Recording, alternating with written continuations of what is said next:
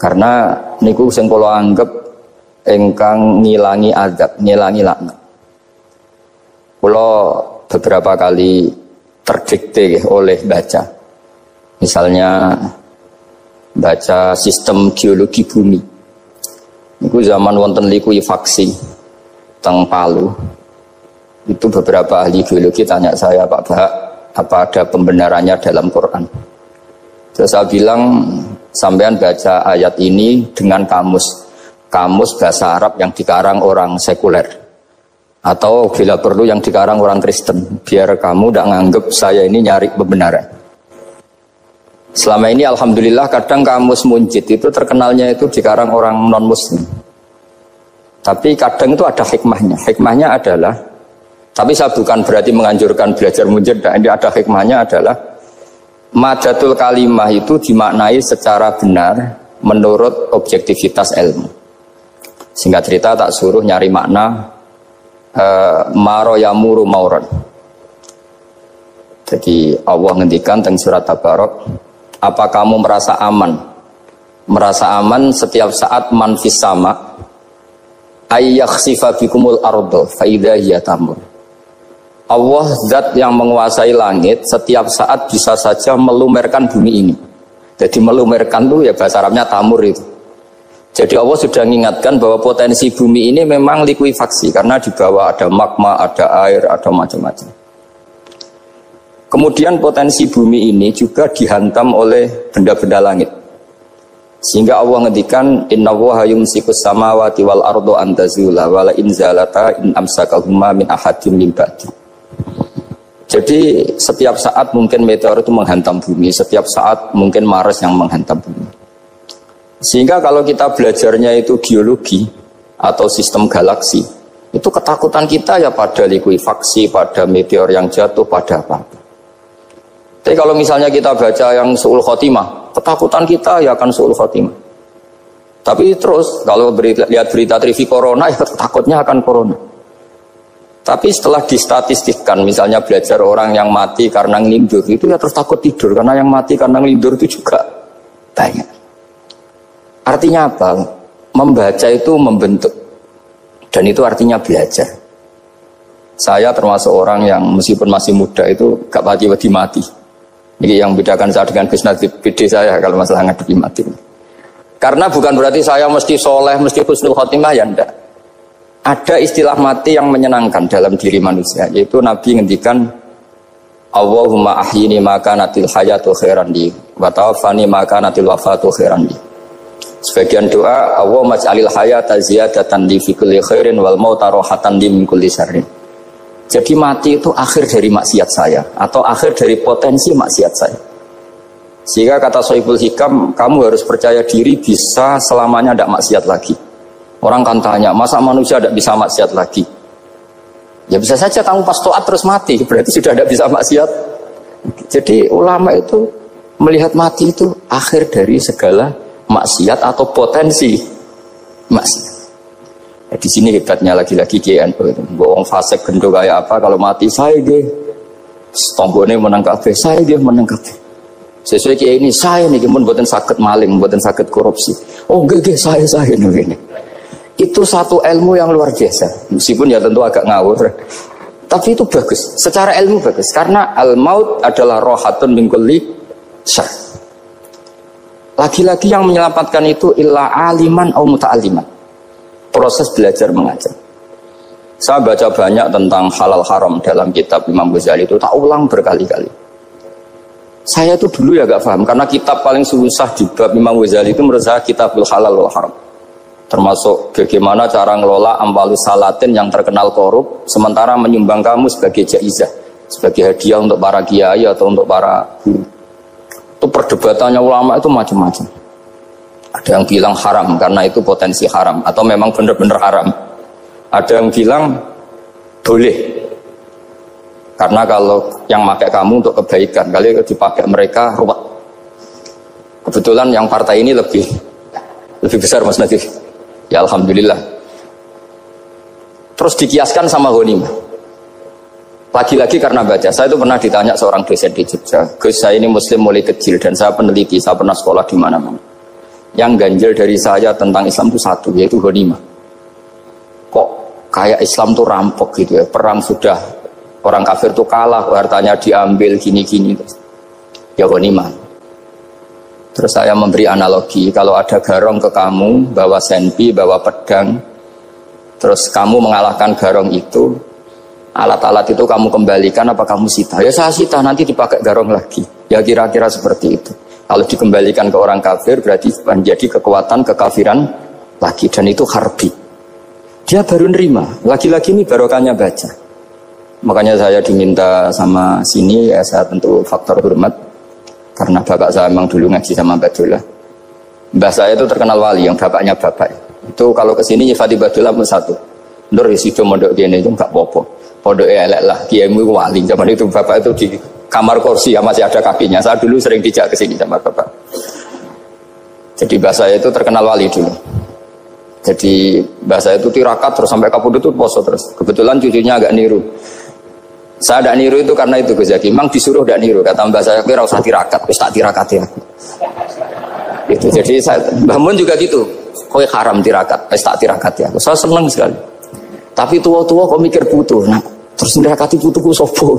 Jadi mulai jadi kiai betul Mas Nadif, saya ini sudah mulai mikir butuh. Karena saya ini termasuk orang yang kecelok alim yang nggak banyak orang menghormati karena sudah diramal sama mbah-mbah. Di dulu mbah saya Mbah Nur Sam itu kakak saya itu SMP SMA, kakak saya yang kedua juga SMP SMA. Mbah saya itu Mbah Nur Sam itu yang nganterkan bapak ketika mondok sini itu, yang ikrar karo Badullah Wali Mbah Nur Sam, ahli tirakat, ahli puasa. Itu bilang, Nur, anak sing iki aja pondok, aja sekolah no. Sumben sing ngalim ku anak sing iki. Ketika saya hampir tamat SD sama mbah saya Tuban, mbah saya Naruan juga di Sabdo begitu. Singkat cerita sama Mondok Sarang. Mondok Sarang pertama langsung dikenal Mbah Mun, wong anak kiai jadi langsung dikenal. Sedidoni macam-macam terus jadi wong alim itu gak ada yang ngelem. Biasa aja untuk dengan yang sepuh-sepuh. Ya sebenarnya agak kecewa, ya, saya inginnya kan dianggap prestasi gitu, ternyata dianggap doanya orang-orang sepuh. Ya, makanya kalau ini kita memiliki ya rodok, ya syukurlah sama Bang Mutamakin sama semuanya karena tadi kenapa saya harus cerita ini. Quran sendiri mengakui bahwa orang soleh itu diantara aturannya adalah dzurriyatan ba'duha min ba'd. Meskipun Allah bisa bikin orang soleh dari mana saja, tapi yang legitimit itu memang dzurriyatan ba'duha min ba'd. Dan kata dzurriyah itu tasmalu auladal inas, kata Ibnu Hajar al-Asqalani, memasukkan turunan yang dari ibu. Meskipun tentu secara wali nikah atau secara disiplin nasab dari ibu itu tidak ngefek. Tapi dari segi fa'innal irqadassas, bahwa sistem tubuh kita itu tetap ada gen dari seorang apa? Ibu. Sehingga banyak ulama tafsir mengatakan dzurriyah itu tasmalu auladal inas. Dzurriyah itu memasukkan turunan dari apa? Ibu. Bapak saya itu nasabnya nasab wali. Jadi babahnya itu suka tirakat, suka. Ibu itu nasab kiai. Jadi kalau bapak wiridan itu, kalau istiqomah itu disalahkan sama keluarga ibu. Istiqomah itu salah. Karena ijabu malam yajib, mewajibkan sesuatu yang tidak wajib. Itu masalah secara ilmiah. Mbah Mun itu sering kritik kalau ada pondok kok wajib puasa, wajib merawat itu sering kritik. Itu secara fikih bahaya. Ijabu malam yajib, mewajibkan sesuatu yang tidak wajib. Dan itu kriminal dalam bab fikih. Betul itu, sama cari di Sulam Taufik, babnya itu ngeri. Ijabu malam yajib itu tidak dihitung minal kabair, dicari sendiri itu di bab Sulam Taufik, tidak perlu saya sebut. Itu parah betul malah cara menvonis Abdullah bin Husain bin Thohir di Sulam Taufik. Ijabu malam yajib. Tapi pondok-pondok yang tirakat tidak kurang dalih. Niki boten majibaken, ngelatih. Boten majibaken tapi napa? Nah, silsilah dari keluarga ibu itu suka ilmu. Sehingga Abdullah bin Mas'ud itu tiap hari itu mensweeping orang yang sering duha. Kalau ada orang duha istiqomah itu disweeping. Awas, harus seminggu sekali, nggak boleh tiap hari. Masa sholat fardu kamu saingi sholat duha? Nggak boleh, fardu tersaingi. Itu Abdullah bin Masyhur, sampai cari di Al-Hunjah itu. Sayyidah Aisyah kalau ada orang duha tiap hari dimarahin. Dan itu secara konstitusi ilmu benar karena Nabi Qiyamul Lail Ramadan itu hanya 4 hari yang dipandu. Lainnya itu enggak. Khasyata ayyufradu alaihim, kalau dalam sokeng takut dianggap fardu. Akhirnya istiqomah itu masalah di keluarga saya yang dari ibu. Nah kebetulan kita ini suka ada istiqomah, akhirnya ya seperti ini. Tapi ini ilmu harus kita bicarakan. Tapi yang istiqomah, bapak itu pengagum Badullah. Bapak itu suka sama istiqomah karena punya guru dulu Ki Zubaidi istiqomah, Badullah istiqomah. Tapi jangan kira Badullah itu hanya istiqomah. Saya punya sanad banyak, mungkin Gus Zaki lebih tahu. Sering saya diceritani bapak. Badullah itu nak ambek wong fase nemen-nemen itu ya rapati cocok. Senajan to majibno fase. Tak takok iki nopo. Engko nak ke fase darane wong awam untuk ganjaran. Mergo macane Quran gak fase. Padahal untuk ganjaran mergo seneng Quran. Jadi terus tak takoki bapak, niku saged damel syarat mboten? Ya ora kenek, pokoke ngono. Jadi go ngekrori. Artinya beliau ndak ingin lah gara-gara kita terlalu pakem tajwid kemudian menganggap siapa saja baca Quran salah kemudian tidak dapat pahala. Bisa saja hamalahum ala ayakraul Qur'an apa mahabbatuhum wa iskuhum wa kada wa kada. Jadi akhirnya saya jadi tahu, oke secara makhraj salah tapi iseknya benar, mahabbahnya benar, brontonya benar. Jadi sebetulnya Badullah itu punya sekian makalah tentang ilmu.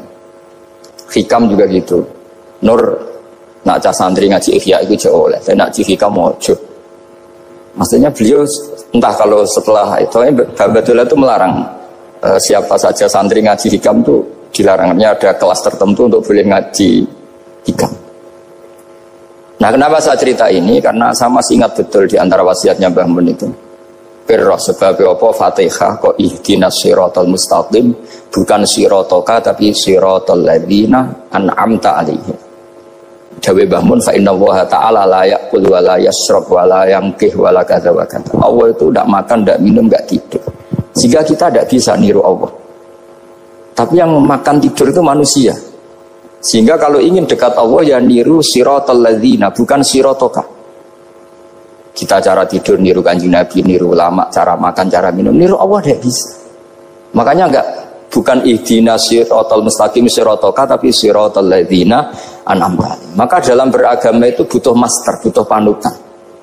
Ya tentu Mbah Mun oleh ngetikan pakai lugat orang-orang kuno. Cara Mbah Mun pakai cantolan. Maka saya punya makalah banyak dari Bapak, dari Mbah Mun, dari Mbah Zubair, dari sampai saya itu hafal sanad sampai Rasulullah SAW. Karena yang bisa mengawal ilmu itu sanad. Termasuk saya di sini bawa kitab Ar-Risalah Al-Qusairiyah. Nanti saya baca beberapa panutan kita. Di sini ada Abdul Qasim Al-Junaidi, ada Abu Yazid Al-Bistami, ada banyak ulama yang ditulis Ar-Risalah Al-Qusairiyah.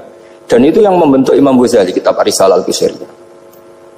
Tapi sekarang kita ini tidak belajar lagi tentang tasawuf. Tasawuf itu Abdul Qasim Al-Junaidi jadi wali itu bukan wiridannya terlalu banyak, enggak.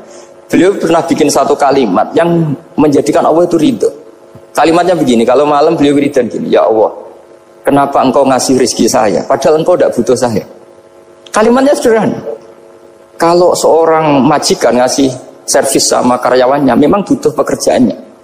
Orang tua ke anak butuh kasih sayangnya. Tapi engkau ini zat yang tidak butuh saya, tidak butuh kita, ngapain ngasih? Jadi punya sisi betapa Allah itu luar biasa, wong tidak butuh kok. Ngasih itu kan luar biasa. Jadi karena mensifati seperti itu Allah itu ridho. Itu luar biasa. Normalnya orang memberi itu kan, apalagi orang memberi kiai itu kacau sekali. 1.000 jaluk swarga. Salam template 1 juta aja jaluk apa? Swarga itu parah lagi. Nanti kalau nggak masuk surga tunda-tunda. Itu ngeri lagi itu 1 juta minta apa? Surga. Sayyidina Ali itu diantara sebabnya beliau dekat Allah itu karena muamalahnya sama Allah itu benar. Di antara muamalah itu yang diriwayatkan di kitab Ar-Risalah Al-Qusairiyah adalah masyhur. Kafani izzan antakuna li rabban wa kafani fakhran an akuna laka abdan. Tiap malam ya beritanya itu, ya Allah, saya sungguh sangat mulia karena engkau yang jadi Tuhan. Coba kalau saya dituhani manusia yang mati atau dituhani siapa yang mati juga. Wa kafani fakhran an akuna laka abdan. Saya ini bangga sekali karena jadi budak, menjadi hamba zat yang tidak mati. Jadi pakem-pakem yang menjadi masyrob kalau dalam bahasa tasawuf itu yang menjadikan wali. Sehingga yang dikatakan ibadah itu apa? Ma'rifatullah, mengenali Allah secara benar. Jadi jangan kira wali-wali dulu terus terlalu istiqomah. Ada juga mereka punya pakem yang menjadikan Allah itu ridho. Saya beri contoh nih, di sini banyak makalah, nanti saya beberapa baca tabarruk. Banyak riwayat dari orang-orang sufi. Nabi Ibrahim itu pernah ketemu orang Majusi. Beliau terkenal sakhok, terkenal sakhiyat. Ketika ketemu orang Majusi, ya Ibrahim, saya ini sehari saja ngasih makan saya. Kamu kan tukang ngasih makan orang. Terus ya tapi bisyarti antus lima, kamu harus Islam. Sebagainya Nabi Ibrahim adalah kalau saya menolong dia berarti nolong orang kafir. Setelah orang itu lewat berlalu karena Nabi Ibrahim gak mau hormat, Allah memberi wahyu ke Nabi Ibrahim. Kenapa ya Ibrahim tidak kamu terima 1 hari, kamu kasih makan 1 hari? Ya karena dia Majusi. Kata Allah, dia umurnya berapa? 60 tahun. Tanyakan, pernah kelaparan kan hanya hari ini? Iya ya Allah. 60 tahun dia kafir tak kasih makan. Minta kamu sehari aja kok gak boleh. Akhirnya Nabi Ibrahim dipanggil orang Majusi, dikejar dipanggil. Ayo tak kasih makan 1 hari. Kok kamu sekarang jadi baik? Habis ditegur Tuhan. Terus kata, ahakada yu'amiluni, apa seperti itu Tuhanmu mengu'alamalai saya? Ya na'am. Akhirnya Islam orang Majusi. Jadi itu lagi-lagi ilmu. Jadi yang dikatakan ilmu itu satu teori atau kalimat atau apa saja yang menjadikan kita ini pakem. Meskipun pakem itu kadang sulit diterima orang-orang khusyuk. Orang khusyuk itu ya nyun sewu ada sisi nakalnya. Makanya Mbah Mun sering kayak jargon masyhur, zada khusyuan, zada jalan, tambah khusyuk tambah bodoh. Bukan bodoh dengan makna salah itu enggak. Memang kadang terus anti ilmu. Misalnya gini, ini contoh yang karena saya ini mengkhidmati ilmu, saya beri contoh yang urusan ilmu. Ada orang sujud diinjek orang fasik, kepalanya diinjek orang fasik. Terus si orang yang sujud tadi ini ada di Sahih Muslim, juga ada di Ihya. Wallahi la yaghfirullahu laka, pakai sumpah, wallahi la yaghfirullahu laka. Allah langsung mewahyukan ke Nabi fi hadzal zaman, fi tilka zaman atau fi dzalika zaman. Man dzalladzi yata'alla alayya alla aghfira li fulan qad ghafartu lahu wa ahbattu amalak. Katakan ke orang itu, siapa yang mencatut nama saya yang hanya berstatus tidak memaafkan. Itu enggak fair. Saya ini Tuhan kok bisa yaghfir, bisa yu'adzib. Kok sifat saya tinggal 1 yu'adzib, itu gimana? Dicatut separuh itu Allah tidak terima. Tapi kalau kita baca Quran, saya ini sama orang fasik ya benci. Saya ini orang soleh, setidaknya pura-pura soleh lah. Karena di depan para kiai. Tapi mau tidak mau, ketika Allah mensifati dirinya tentang orang munafik gimana? Wa yu'adzibal munafiqina in sya'a au jatuh. Ini cocok tidak cocok, potensi memberi tobat itu ada. Meskipun sama kalau orang munafik, tapi ya tetap bacanya wa yu'adzibal munafiqina ya in sya'a au jatuh. Rasulullah kayak apa bencinya dengan Wahsy karena qatilu Hamzah. Tapi Nabi tunduk sama konstitusi Quran. Laisa laka minal amri syai'un aw yatuba alaihim aw yu'adzibahum. Akhirnya Allah malah memberi tobat sama qatilu Hamzah, yaitu Wahsy. Ini pentingnya baca lagi. Kalau kita tidak baca, hanya khusyuk saja, tidak baca, pasti sama orang yang menginjak orang sujud tadi, yang injak pasti salah, nggak dimaafkan. Bongso pasti. Pertanyaannya adalah, betulkah Allah punya sifat 1, yaitu yu'adzib? Makanya kalau kita baca, misalnya baca Quran, walillahi mulkus samawati wal ardh, ya sudah, yaghfiru liman yasha wa yu'adzibu man yasha. Kalau nuruti rasa kita, ya inginnya ke kita, yaghfir, ke orang lain yu'adzib. Tapi Tuhan kan nggak terima. Saya ini Tuhan kok didikte makhluk saya ini gimana? Nggak bisa. Sehingga ya ini lagi-lagi ilmu. Makanya saya cocok nggak cocok itu suka baca. Saya suka sekali baca. Mulai ulama dulu, ulama modern, setengah dulu. Mulai ulama yang kedunian sampai setengah kedunian. Suka. Saya dulu tuh nggak suka uang. Karena saya memang tadi mbah-mbah saya dari bapak itu wali mas tadi. Kalau tadi Mas Nadif jujur, mulai Mbah Soleh itu suka bully mertuanya, jadi saya alhamdulillah dia jujur.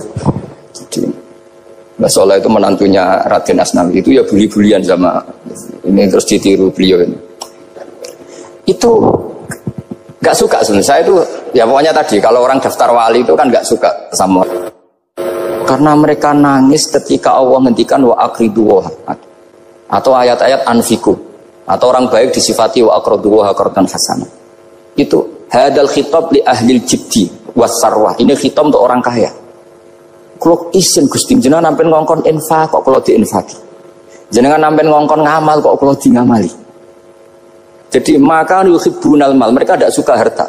Walakin liyana luladzatal khitab bil infaq, dan itu harus kaya dulu untuk bisa infak. Jadi itu uniknya. Akhirnya saya Imam Sa'roni penting juga kaya. Jadi wali untuk suka harta itu nunggu diperintahkan Allah. Alhamdulillah kita enggak, sudah wali dulu karena sudah senang harta wali. Jadi kayaknya keren kita di bang wali-wali itu. Artinya wali itu tahu pentingnya harta setelah jadi wali. Kita alhamdulillah mulai kecil sudah tahu pentingnya harta. Kayaknya kita lebih wali. Imam Syafi'i itu dulu gak suka sama orang kaya. Saya berkali-kali ceritain. Karena dia dididik Sufyan As-Tsauri, Sufyan bin Uyainah. Tapi ketika ketemu Imam Malik itu kaya raya. Meskipun dia hidupnya sederhana, tapi kaya raya. Pas beliau mau, Imam Syafi'i dia agak-agak sopan kalau sekarang tanya, setelah jenengan ilmu yang saya harus ambil siapa? Kata Imam Malik, yang salim saya itu sudah meninggal Abu Hanifah, tapi muridnya masih, namanya Muhammad bin Hasan Asy-Syaibani. Kamu datang ke sana. Semalam itu Imam Malik dikasih uang 500 dinar. Padahal 1 dinar itu 4,25 gram. Bisa dihitung berapa ratus juta. Terus separuhnya dikasihkan Imam Syafi'i. Nah, kita kasangoni. Pagi-pagi diajak ke Baki. Dulu Baki itu ada kafilah rental unta. Mana kafilah yang mau ke Irak? Kita. Ya sudah, ini antar. Tak bayari. Diantar Imam Syafi'i.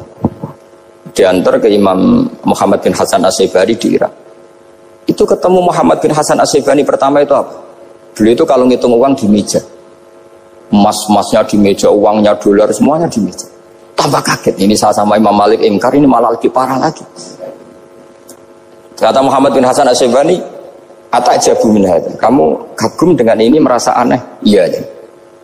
Ya sudah, ini tak kasihkan orang fasik, tinggo demenan, tinggo judi. Jangan, jenengan saja. Kalau jenengan kan orang soleh dipakai kebaikan, berarti orang soleh boleh kaya. Angsal-angsal kan besar. Semenjak itu Imam Syafi'i kebablasan. Sampai fatwa kiai fakir itu haram. Kiai bisa bikin rumah bagus, bikin rumah jelek, haram. Soal Islam ya Allah wala yulah. Nah, lagi-lagi kebetulan kita sebelum ngaji Imam Syafi'i sudah seperti itu. Jadi ini justifikasi. Lagi-lagi itu ilmu. Seorang lagi-lagi itu akhirnya saya baca kitabnya Imam Sa'roni namanya Al-Minanul Kubro. Itu beliau cerita wa mimma manallahu alaihi. Kesannya kayak orang sombong. Tapi sebetulnya yang sopan itu yang sombong, karena Imam Sa'roni bilang, kamu harus memaklumatkan diri kalau antum minal ulama il amilin. Kamu termasuk ulama yang amilin. Terus ditanya sama orang-orang, bagaimana kalau nyatanya enggak? Kamu tadi subuh sholat, iya saya sholat. Kamu tadi zuhur sholat, iya saya sholat. Kenapa ketika kamu maksiat ingat terus, ketika kamu taat tidak ingat? Berarti kamu anggap Allah itu menyesatkan kamu tidak pernah ngasih hidayah sama kamu. Pas delok rondo ning dalan kok maksiat, bar salat atau syukur, bar zuhur atau syukur berasa. Berarti kan nyifati Allah, hari ini Allah ngasih saya maksiat. Sementara lupa kalau Allah ngasih salat zuhur, salat asar, salat maghrib, salat isya. Oh sudah di situ Al-Minanul Kubro, orang itu soleh semua. Nah saya itu termasuk orang yang didikte oleh kitab, terbentuk oleh kitab Al-Minanul Kubro.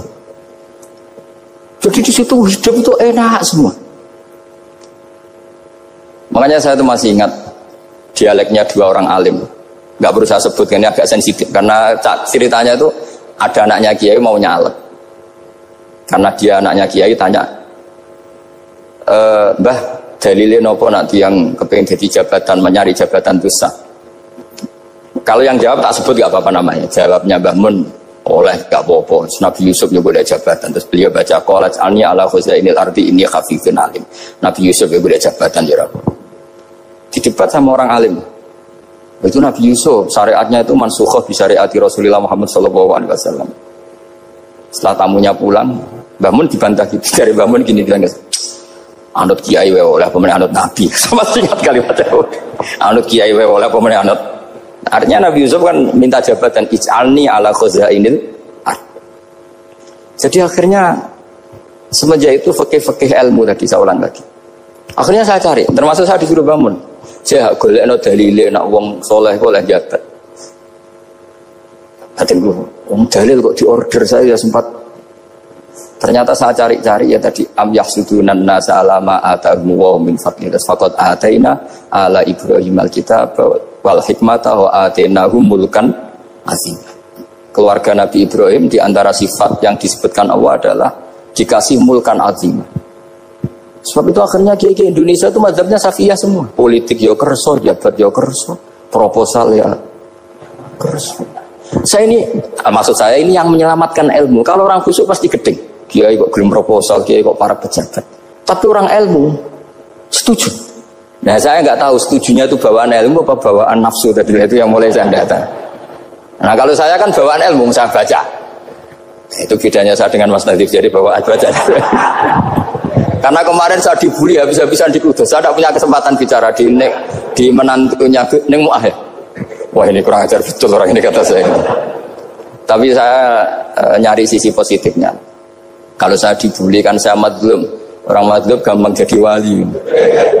Yang dia bully berarti zalim ya sudah berarti wali saya gitu. Nah supaya dia juga wali sekarang tak bully supaya impas gitu. Jadi ini nolong beliau. Jadi saya 22 hari itu kalau habis subuh ke rumah sakit, tapi kalau asar pulang ngajar. Ya begitu terus.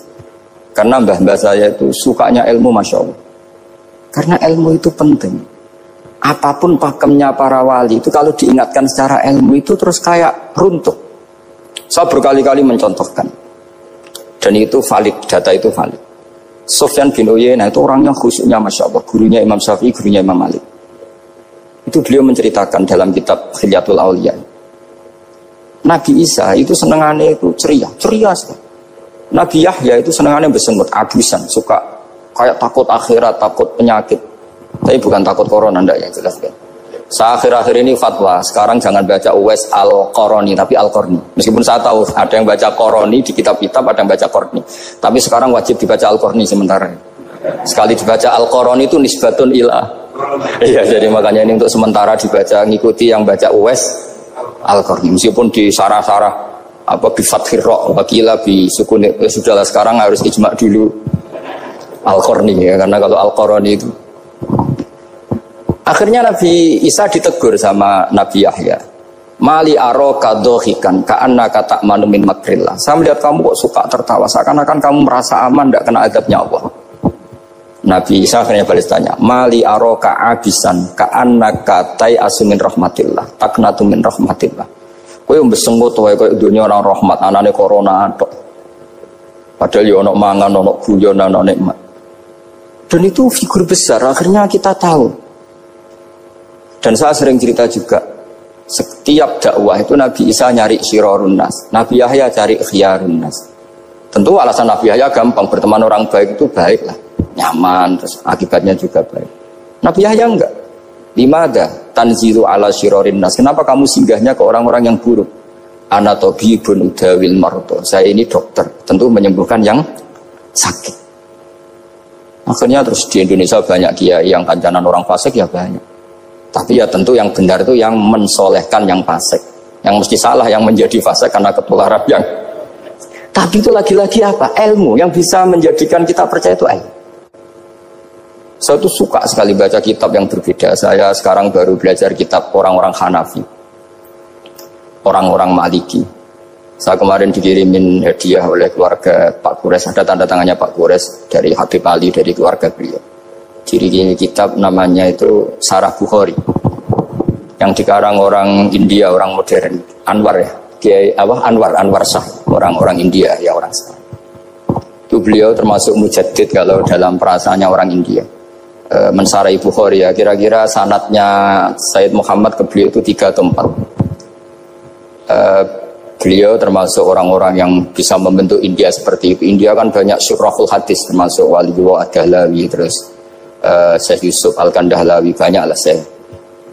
Itu beliau cerita di kitab-kitab itu bahwa ilmu itu harus diungkapkan. Terus beliau cerita banyak tentang kewalian. Sampai dalam cerita kewalian itu unik. Dan terus kayak jadi wali itu gampang sekali.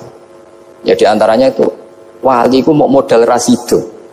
Sab'atun yudhilluhum wa fi dhillihi yawma la dhilla illa dhill. Itu diantaranya itu wa rajulun da'athu imra'atun datu jamalin wa mansibin faqala inni akhafu. Mau modal gak sido. Wis dijak wong ayu menarik muni ra gelem. Modal ra gelem iku iso dadi wah. Iku yudhilluhum wa fi dhillihi yawma la dhilla. Ya. Nah, masalah kita ora digelemi lah itu masalah. Itu sangat. Jadi Gampang sekali dalam kitab Al-Minanul Kubro. Dan kalau baca itu enak. Misalnya gini, tentu masa lalu kita yang buruk itu tidak diceritakan orang lain. Dan itu kadang karena gengsi. Tapi kalau melihat hadisnya Nabi itu gampang sekali. Kullu ummati mu'afan ilal mujahirin. Umatku semua itu dimaafkan kecuali yang memperlihatkan salahnya dosanya. Jadi nggak boleh kalau sampean sekolah nggak naik kelas cerita anaknya. Kalau saya dulu nggak naik kelas, kalau punya utang koperasi nggak pernah bayar, nggak boleh cerita seperti itu. Kalau ditanya bapak dulu pinter nggak? Oh pinter sekali. Harus bilang gitu, pinter sekali. Pernah ranking pak? Oh, ranking sekali, sudah nggak apa-apa itu. Meskipun dengan makna yang lugawi ya. Saya dulu iskal. Kan nyon sewu saya ini sering diparani orang yang mau tobat tercerita. Saya dulu sering main perempuan, sering mabuk, tapi sekarang saya mau tobat gini-gini. Karena ini orang awam, tak terima. Tapi saya bilang gini, kamu jangan cerita ke anak kamu. Terus dia cerita, tapi kan saya harus jujur. Karena ilmunya dia baru terlalu jujur itu penting gitu. Terus pokoknya menurut kula ora oleh cerita, pokoknya ora oleh cerita. Ya guys, oke. Setelah itu saya nyari-nyari sarah, termasuk kitab itu. Kok bisa orang yang tidak mujahirin, orang yang menutupi salahnya malah dimaafkan, yang cerita jujur pernah salah malah tidak. Sangat-sangat bener. Misalnya seorang bapak cerita, "Cung aku dhisik nak pacaran tak ambung." Misalnya, anaknya mesti suatu saat kan dia puber. Mesti nak ngambung niru bapak ya. Nah, kalau yang cerita itu ribuan atau jutaan. Cung aku zaman yang pondok itu rezekiku kok bodoni. Kan terus jadi syariatun muttaba'ah. Apalagi yang cerita ini ternyata jadi kiai, ternyata gitu ya tetap jadi kiai. Jadi kalau pura-pura soleh di rumah, pura-pura soleh, seakan-akan di pondok tidak pernah kodok, tidak pernah setor meluntir, tidak pernah apa kan? Katanya, lalu lucunya, oke itu alasan. Alasannya Imam Ghazali itu paling masuk akal. Ini saya cerita, ila aliman barokahnya baca Imam Ghazali. Fa inna wa ta'ala yakrohu zuhurul ma'asi. Wa min asbabi zuhur adalah al-mujahar. Karena Allah itu gak suka maksiat itu begitu kelihatan. Dan awal dari kelihatannya maksiat adalah semua orang cerita. Akhirnya maksiat dianggap biasa saja. Jadi kalau semua orang cerita zaman mondok nakal itu artinya semua orang yang nakal. Oh itu niru kiai ini, karena ini niru kiai. Kan repot. Tapi kalau semua kiai sok suci atau suci betul, dan semoga ya suci betul, kan yang maksiat, yang mau maksiat ini gak punya alasan. Karena masternya gak pernah maksiat. Meskipun sebagian yang seudon gak pernah konangan, tapi gak tahu pokoknya yang penting seperti itu. Itu hebatnya konsepnya. Saya dulu ya iskal loh. Kok? Ya tadi kullu ummati mu'afan illal mujahirin. Saya dulu iskal se-iskal. Tapi setelah baca Ihya kata Imam Ghazali, karena Allah itu enggak suka zuhurul ma'asi. Allah enggak suka kalau maksiat terlalu muncul. Dan termasuk sebabnya muncul adalah setiap orang jujur menceritakan masa lalunya. Sebab itu kita sebagai orang Islam yang entahlah istilahnya apa, kalau istilahnya Mas Nadib Islam Nusantara atau moderat macam-macam lah. Saya termasuk orang yang sebetulnya ingin gak setuju, bukan karena menentang. Nanti ngapalkan firqahnya kebanyakan, 72 aja ngapalkan banyak, ditambahi Islam Nusantara, Islam moderat, Islam garis apa lagi itu? Oh garis lurus. Ada yang lagi lucu. Ya macam. Tapi setelah saya ulang lagi, setelah baca banyak, itu akhirnya menjadi tahu. Karena apa ya, fitrah salimah kita.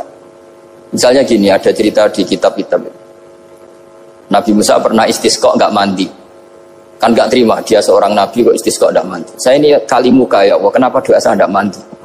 Terus kata Nabi, kata Allah, inna fihim namaman, di antara yang berdoa sama kamu yang istighosa kubro itu ada yang namaman, tukang ngedoa itu. Nabi Musa ngajarin Tuhan. Ya Allah kan gampang, kasih tahu dia siapa tak usir supaya tidak ikut istighosa, kan selesai. Terus dari pengiran lucu. Saya ini Tuhan, anha anin namimah. Saya ini Tuhan yang mengharamkan namimah. Maka saya tidak akan namam.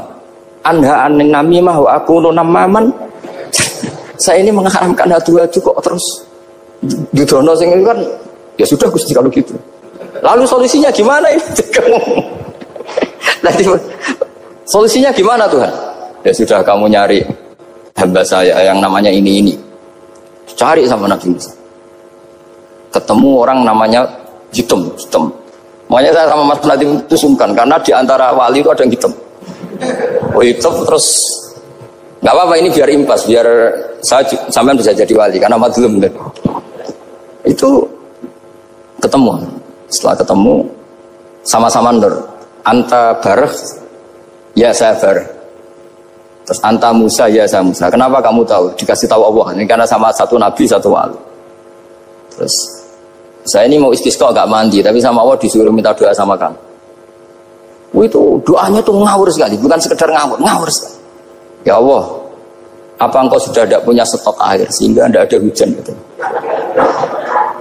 Apa angin-angin sudah tidak nurut sama jenengan sehingga tidak bisa menghalau awan untuk menurunkan hujan?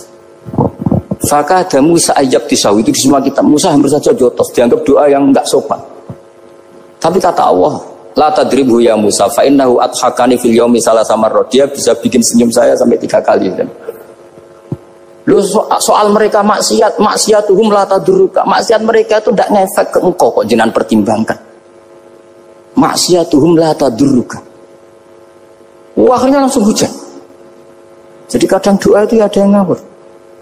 Maksiatuhum, makanya saya itu kadang berani berdoa Indonesia aman. Secara fikih ya kadang kok nak gak ono apa-apa sing maksiat meneh. Kadang yo mikir. Yo nak sing taat meneh, tapi kok nak ono apa-apa sing maksiat yo maksiat meneh. Saya pernah ketika Jogja sering gempa itu pernah mau berdoa. Ya Allah semoga bebas dari gempa, tapi terus saya mikir. Memang kalau nggak ada gempa ya yang sholat aman, tapi yang maksiat juga. Daripada menggurui Allah sudahlah, tidak berani berdoa sudah Gusti ini dunia ini jangan pun terserah jenengan. Tapi saya sebagai orang muslim sing apian kan ya kepengin arham linnas. Boleh dalil lu kangelan, tapi gara-gara baca kibarek tadi maksiatuhum la tadurruka. Maksiat mereka itu tidak bahaya bagi kita. Pun Gusti ra usah kakean pertimbangan pun udan mawon. Udan langsung. Lagi-lagi karena baca. Termasuk di Al-Minanul Kubra itu ada cerita tentang Nabi Isa. Cerita itu tidak hoax, ini kata Imam Sa'roni. Ada orang itu perajin sepatu, perajin sandal. Ya Allah, engkau itu bilang butuh sandal ukuran berapa, nanti tak bikinkan. Engkau bilang kendaraan kamu apa, nanti saya yang fasilitasi ada ini. Pakaiannya kalau dames. Apa, pokoknya saya ingin khidmah sama jenengan. Terus Nabi Isa yang terkenal baik itu ya faham mabibat sih hampir saja dibukut. Terus kata Allah jangan Isa, dia muji saya sesuai yang dia ketahui. Lagi-lagi baca. Jadi tidak bisa kita mengadili orang lain ini kalimat ini tasbih wa bil khalqi, itu tidak bisa, tidak segampang itu. Kecuali yang ngomong orang-orang Mu'tazilah atau orang-orang Khawarij mungkin kita lawan karena berdasar ilmu. Kena lugu rusak. Karena orang lugu itu gimana ya? Seperti Ahmad ditanya, kamu mukminah? Terus dites sama Nabi, aina Allah? Fa asyarat ila sama. Allah di langit. Coba kalau kamu tauhidkan, Allah la yakhullu fi makanin. Berarti kan masalah itu karena Allah laisa kamitslihi. Saya juga pernah diprotes kiai, kenapa ada istilah senyum, istilah susah? Padahal Allah nggak pernah susah. Tak tanya gitu. Saya kan sering bilang Allah susah, Allah apa? Gus, kok gitu? Padahal Allah kan tidak pernah. Tak tanya, kamu hafal Quran? Enggak. Ya sudah, baca aja ayat falamma asafunan taqamna minhu. Itu doire asafa itu kan asifa ya safu asafan. Jikutkan wazan afala berarti asafa yusifu. Berarti kayak dengan ata lah. Ya ata ya'ti itianan, kalau ingin wazan afala kan ata yu'ti ita, sama dengan falamma asafu mongko sumangsani gawe susah sapa Fir'aun wa kaumu. Nah ini ingsun Fir'aun mari ribet, mari aku susah, aku pengiran jadi tandingi. Intaqamna minhum kataku. Akhirnya dia itu bilang, jebule ning Quran yo istilah Allah susah. Iya sembol aku itu aku hafal Quran dadi spontan bahasaku mbok salah mbok ora iku ana kembarane Quran. Sampean masih khusyuk ora hafal Quran akhirnya yo ngene iki kata saya. Akhirnya jebule ilmu itu penting, wis suwe nah ilmu itu penting kata saya. Jadi ini lagi-lagi illa aliman au mutal. Jadi saya tuh dapat barokahnya ilmu. Saya sebagai manusia ya takut mati. Tapi tadi kalau kadang-kadang melihat mati itu rohah min kulli syarrin. Kita ini meskipun nyun sewu sekarang tidak zina, tidak korupsi, potensi itu tetap ada. Dan yang bisa mengakhiri potensi itu apa coba? Al-maut. Sehingga Nabi mengajarkan kita itu gampang sekali dalam beragama. ij'alil hayata ziyadatan li fi kulli khairin wal mauta rohatan li min kulli syarr. Lagi-lagi ilmu yang menyelamatkan kita itu ilmu. Sehingga Umar bin Abdul Aziz ketika mau meninggal, semua keluarganya nangis. Dia tanya, kenapa kamu menangis? Karena engkau mau meninggal. Memangnya setelah saya meninggal mau kemana? Ila Rabbin Karim, ila Rabbin Rahim. Jadi segampang itu untuk melihat. Nah, tapi kalau kita tidak baca, seakan-akan wah mati ngeri nak mlebu neraka piye. Seakan-akan di alam sana hanya ada neraka. Padahal anak indadzoni abdi. Daripada nganggep neraka masalah atau eleng pangeran kan ini. Lagi-lagi baca. La yamutan ahadukum illa wa yusinuduna billah. Jangan sampai seseorang mati kecuali dalam keadaan husnudzon sama. Saya tuh masih ingat Gus Yaki pas Bapak gerah itu tak antar ke Karyadi di Semarang. Itu mau kapundhut itu cek guyon. Jong ape mati mbok gawe ning hotel karena di pavilion. Sebelum mau kapundhut cek donga khataman Quran, baca sabbahat terus khataman. Terus jong tak khataman Quran, terus wis ora usah nangis, aku husnul khotimah ya terus kapundhut. Terus kok enak maksudnya santai maksudnya enggak ya rileks aja. Seperti Mbah Mun itu dulu saya tuh ya aku bela wafati sering ketemu. Ya ada hanya saya tentu banyak orang sering ketemu beliau. Jawabnya Mbah Mun, "Cung, aku nak mati Selasa berarti aku wong alim. Nak mati Jumat berarti aku wali." Kok penak kabeh. Saya sebenarnya ingin tanya, nak Setu Mbah Tahap nih. Tapi kok potongannya ora pantas itu jadi. Ketika beliau nyatanya kapundhut Selasa berarti senang status alim. Artinya orang-orang dulu itu Imam Ghazali lebih parah lagi. Ya saya yakin ya semua orang Islam mati itu baik. Imam Ghazali lebih parah lagi. Itu beliau kapundhut. Itu orang yang perjalanannya 3 hari itu sudah datang semua. Sore beliau beli kafan. Terus beliau bilang ke adiknya, saya nanti kalau mati yang imami orang ini. Jangan makamkan saya sebelum diimami orang ini. Dulu udah ada WA-nya Mas Nadi, udah ada grupnya. Itu ketika beliau sudah beli kafan habis sholat subuh, alayya bil kafni, kafan saya bawa sini. Dikasihkan sama adiknya. Ya Allah, ar-ridho bil intiqal ilal malakil. Jadi saya sudah ridho kalau ketemu engkau. Terus kapundhut. Adiknya bingung karena orang yang ditunjuk itu harus 3 hari perjalanan. Ternyata datang semua terus. Kok kenapa engkau datang? Ghazali wis tondo aku ini 3 dina yang lalu. Jadi aku langsung perjalanan. Pamit saja. Lalu kubu sebelah ini cerita Mas Nadi yang tukang tukaran sama kubu sebelah itu Mas Nadi. Kalau saya ini orang baik gak suka tukaran berarti. Masuk orang baik. Yang aku orang baik itu penting cara kitab Al-Minanul Kubra karena kalau ngaku orang elek berarti kenangannya Allah sama kamu itu bikin elek, tidak bikin baik. Itu cara pikiran Imam Sa'roni dalam Al-Minanul Kubra. Kamu kan boleh mengatakan saya habis makan, habis minum. Artinya apa? Kamu habis dapat nikmat. Kamu harusnya juga bilang saya habis ngamalkan ilmu, saya habis dapat hidayat. Wong tadi kamu ya sholat subuh, kamu ya baca Quran. Susah opo sing ngakoni tau apik dari Imam Sa'roni. Senengane kok kalau mau bermaksiat berdelok wong wedok. Memangnya Allah mau amalah mbek kowe mau elek tok ora tau mau amalah apik. Ini rada provokator, tapi ini cerita ilmu, Makanya saya kenapa tetap bermas Mas Azif karena provokator meskipun itu asli ya karena baca. Kalau ini asli memang suka sombong memang asli. Tapi apapun itu kan tahun yang Mesir. Jangan-jangan bacanya itu. Saya baca kitabnya dia ke makomnya Imam Sa'roni kan orang pernah ziarah. Makanya potensinya seperti itu. Jadi saya terus dulu saya itu nih Gus Yaki. Bapak itu SK. Bapak itu seneng kancanan wong mlete timbang wong sopan. Saya dulu ya SK. Bapak kancanan wong mlete itu. Suatu saat bapak wafat, si pendereknya bapak yang mlete ini tak kancan. Marah tuh orang. Marah. Mau itu. Tangan-tangan bener wong mlete. Jadi kalau tak tanya, mau sarapan Mbah wonge sepuh. Oh wis lho Gus, iso-iso wis kudu sarapan wajib.